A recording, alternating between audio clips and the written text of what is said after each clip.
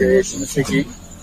जो मेरे भाई बहन मसीह में विश्वास में दृढ़ और मजबूत है, आप सबको मेरा प्यार भरा सलाम। अब मैं परमेश्वर को धन्यवाद देना चाहता हूँ कि आप सब देख रहे कितनी गर्मी थी, मौसम में कितनी गर्मी थी और परमेश्वर की दया रही और आज हम इस पहाड़ों की वादियों में हैं और परमेश्वर को धन्यवाद दे पा रहे हैं इस बात के लिए कि परमेश्वर ने इस मौसम में राहत दी।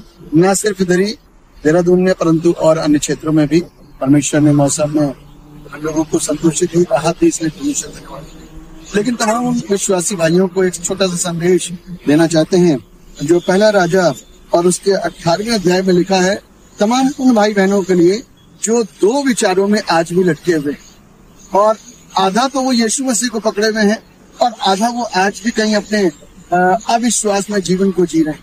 पुरानी धारणाएं, पुरानी बातें, पुरानी सोच और पुराने काम और लोगों का भय, वो सारी चीजें आज भी कहीं ना कहीं उनके जीवन में लटकी पड़ी है। और परमेश्वर का कलाम कहता है एलिय्याह नबी के द्वारा कि तुम कब तक दो विचारों में फंसे रहोगे। हम लोगों को उन दो विचारों से बाहर निकलना है क्योंकि हम जिंदा खुदा को मानने वाले हैं और वो जिंदा परमेश्वर हमारी हर एक प्रार्थनाओं को सुनता है, हर एक आवश्यकताओं की पूर्ति करता है, चाहे वो जिस्मानी हो चाहे वो रूहानी हो। और इन दोनों चीजों से हम सिर्फ इन दोनों चीजों के अंतर्गत ही जीवन को जीते हैं, इनसे बाहर नहीं जाते हैं। जिस्मानी जो भी जरूरत है वो भी परमेश्वर देता है और रूहानी जो कुछ भी जरूरत है वो भी परमेश्वर पूरी करता है। इसलिए निराश ना हो, परेशान मत हो। खुदा का कलाम हमको जो सिखा रहा है कहता है कब तक तुम दो विचारों में लटके रहोगे।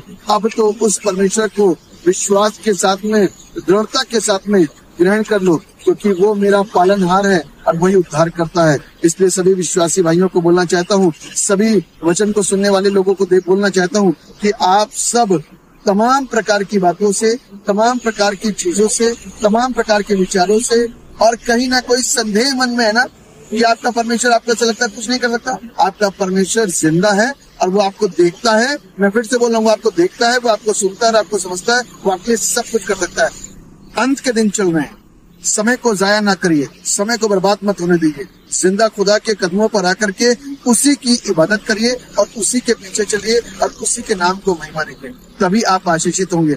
दो विचारों से हट करके सिर्फ एक विचार पर आ लीजिए क्योंकि एलिय्याह के इस संदेश को जब आप पढ़ेंगे ना, मैं आपको पढ़ने के लिए बोल रहा हूँ उस चैप्टर को, पहला राजा उसका 18वां अध्याय जब आप पढ़ेंगे ना, जहाँ पर लिखा है एलिय्याह और बाल के पुजारी, तो उन लोगों ने इजरायलियों ने जब इजरायलियों के सामने वो जाकर के प्रचार करा ना और उसने इस बात को बोला कि आज फैसला कर लो कि तुम्हें किसके पीछे चलना है। और जब उसने परमेश्वर से प्रार्थना करी इस शब्दों के साथ में कि इब्राहिम, इसाक और याकूब के परमेश्वर, तो स्वर्ग से आग आई और उस वेदी को जो मुंह पानी से भरी हुई थी भस्म कर दिया। तब एलिय्याह ने बताया कि देखो तुम्हारा खुदा जिंदा परमेश्वर है, उसके पीछे हो लो। और वो जो बाल के पुजारी थे जो सवेरे से लेकर के दिन लगा दिया, उन्होंने शाम लगा दी, कुछ नहीं हुआ, वो नाश हुए। इसलिए इस बात को ध्यान रखिएगा, आज यदि आप यीशु के साथ चलोगे तो जीवन पाओगे, वरना हमारी जिंदगी का अंत होगा और नाश होगा।